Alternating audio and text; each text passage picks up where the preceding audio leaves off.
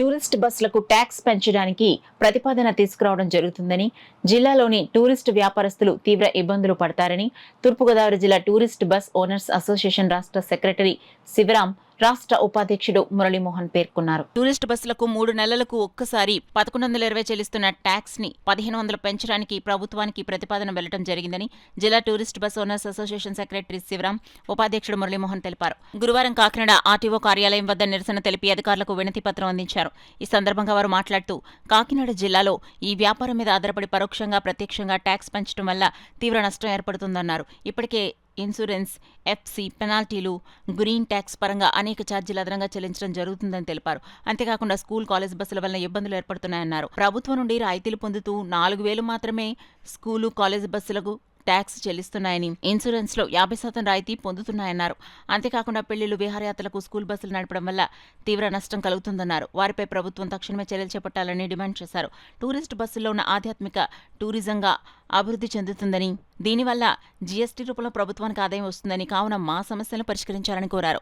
కార్యక్రమంలో జిల్లా tourist bus owners association అధ్యక్షుడు పెద్దబాబు, సభ్యులు చిన్న, గోపి, శివ, ప్రసాద్, శ్రీనివాసులు, కుమార్, రమణ, వెంకట్, సత్యబాబు, శివ తదితరులు పాల్గొన్నారు. ఇది కాక ఇప్పుడు స్కూల్ బస్సులకి ప్రభుత్వం రాయితీ ఇస్తుందండి. దేనికంటే వాళ్ళ స్కూల్ పిల్లలకి ఫీజు లేకుండా నామినల్గా తీసుకెళ్ళడానికి, వాళ్ళకి ఫీజులో మేము 60,000 రూపాయలు కట్టి ట్యాక్స్ వాళ్ళు 4,000 రూపాయలు కడతారండి ఒక త్రైమాసికానికి. ఇన్సూరెన్స్ మేము 70,000 రూపాయలు కడుతుంటే వాళ్ళు 30,000 రూపాయలు కడతారండి. ఈ విధంగా అన్ని రాయితీలు పొంది మా టూరిస్ట్ వ్యాపారం, పెళ్లిళ్ళకి, విహారయాత్రలకి ఈ స్కూల్ బస్సులు తిరగడం వల్ల మా వ్యాపారం చాలా నాశనం అయిపోతుందండి. ఇది కాక ఆల్ ఇండియా తిరిగి వెహికల్స్ ఆంధ్ర టు ఆంధ్ర తిరగకూడదండి. బార్డర్ నుంచి బార్డర్ తిరిగి వెహికల్స్ ఆంధ్రాలో తిరిగి పగల మా వ్యాపారాన్ని నాశనం చేస్తున్నాయండి. దీన్ని ప్రభుత్వం గుర్తించి మేము ఎప్పటి నుంచో ఆంధ్రాలోనే ట్యాక్స్ కట్టి ఇక్కడే బతుకుతూ ఇక్కడికే ట్యాక్స్ కడుతున్నామండి. మేము ఇలాంటి మాలాంటి వాళ్ళకి న్యాయం చేయాలి. పక్కన ఉన్న తెలంగాణ విడిపోయిన తర్వాత మాకు ప్రభుత్వం నుండి రాయితీ లేదండి, ఇంటర్స్టేట్ అగ్రిమెంట్ లేదు, దాన్ని కూడా కల్పించాలని కోరుతున్నాం. పేరు Muralimohan, AP state vice president అండి.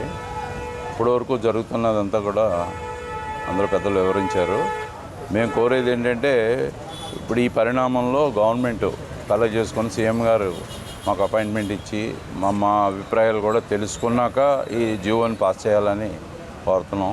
అలాగే ఇన్లీగల్ ఆపరేషన్ చేస్తున్న స్కూల్ బస్సుల మీద కూడా ఇమ్మీడియట్గా యాక్షన్ తీసుకోవాలని చెప్పి అధికారులకు ఆదేశాలు ఇవ్వాల్సిందిగా సీఎం గారికి స్టేట్ తరఫున, అన్ని జిల్లాల తరఫున మేము విజ్ఞప్తి చేయడం, వాళ్ళని రిక్వెస్ట్ చేయడం జరుగుతుంది.